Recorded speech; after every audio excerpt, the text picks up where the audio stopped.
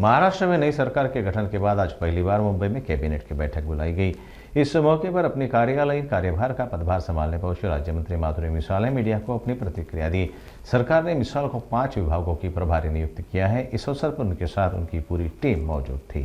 मुंबईमध्ये होणारी पहिलीच कॅबिनेटची बैठक आहे, पण मी आज इथे मंत्रालयामध्ये माझ्या खात्यांचा कार्यभार स्वीकारण्यासाठी आलेले आहे आणि माझ्या मतदारसंघाची सगळी टीम माझ्याबरोबर आहे, कारण त्यांच्यामुळे आज या पोझिशनला मी पोचलेली आहे। तर त्यामुळे तेही सगळे माझ्याबरोबर आलेले आहेत आणि आता मी पूर्ण कार्यालयीन कारभार आता स्वीकारण्यासाठी इथे आलेली आहे। मुळामध्ये माझ्याकडे एक नाही तर जवळजवळ 5 खात्यांचा कार्यभार आहे आणि त्यामुळे आज उद्या येणाऱ्या 3 दिवसाच्या कार्यकाळामध्ये मी त्या सर्व खात्यांचं ब्रीफिंग घेऊन खात्याची जी काही रचना आहे ती समजून घेणार आहे आणि त्याच्यानंतर येणाऱ्या 100 दिवसामध्ये देवेंद्रजींनी आपले मुख्यमंत्री देवेंद्र फडणवीसांनी आम्हाला सांगितलं आहे की प्रत्येक डिपार्टमेंटनी 100 दिवसाचा प्रोग्राम करून 100 दिवसांनी त्याचा कार्याहवाल द्यायचा आहे।